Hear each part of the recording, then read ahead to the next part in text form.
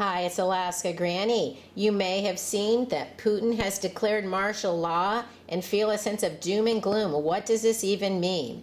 What Putin's martial law order means for the Russia-Ukraine war. Russian President Vladimir Putin declared martial law on Wednesday in the 4 Ukrainian regions that Moscow previously claimed it had annexed. These are areas that Russia has been struggling to defend after they have annexed these regions.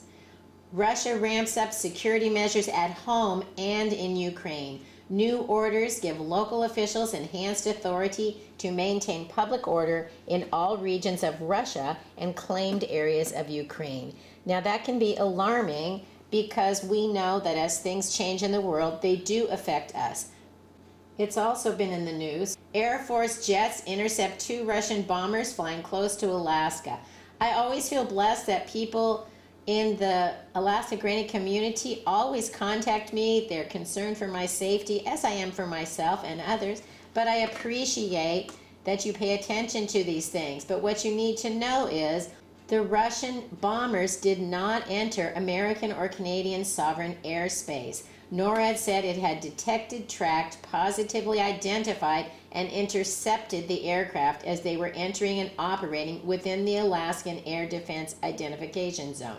NORAD, a combined air defense organization of the U.S. and Canada, said the Russian activity was not seen as a threat, nor is the activity seen as provocative. The appearance of Russian bombers and their interceptions by U.S. fighter jets do come at a fraught time in the relationship between the two countries, however. And something to be aware of, that we as Alaskans understand that these sort of cat and mouse games go on all the time. This is something that militaries do. They are testing the boundaries. They're seeing how alert you are. Just think of it as a war game type thing, even though it gives me chills when people say war game, because to me, nothing about war should ever be a game. People's lives and freedoms are at stake.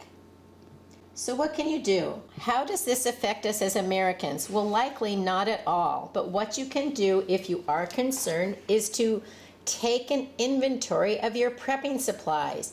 Do you have the food and water that you hope to have in the stockpile? And then if you do, go through it and see, how do your things look? Are they organized? Do some of them need to be rotated? Do some of them need to be replaced? Look through your food, and if you don't have the amount you want, make a plan and a goal to add more to it.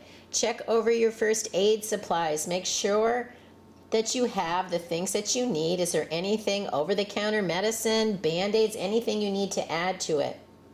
What about your hygiene supplies? Do you have all of the things that you would want so that you could take care of yourself from head to toe on a daily basis? You don't want to run out of shampoo if there's going to be an emergency.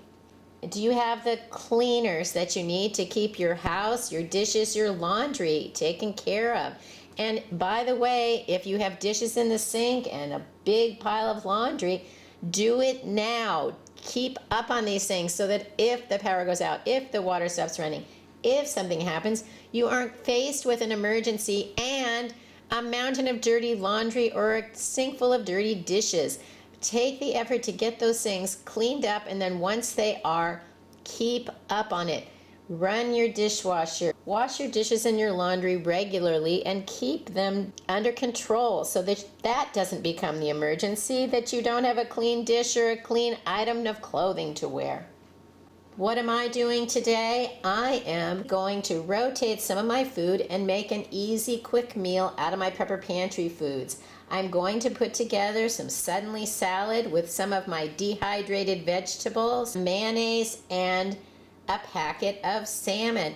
The suddenly salad has recently expired, and the salmon a little longer ago, but meat tends to last far longer. But it's time to rotate these foods. You can see the suddenly salad comes with little already dehydrated vegetables, so it only makes sense. I've been dehydrating some on my own, and it's a great time to rotate them, to use them and add them into my meal plans.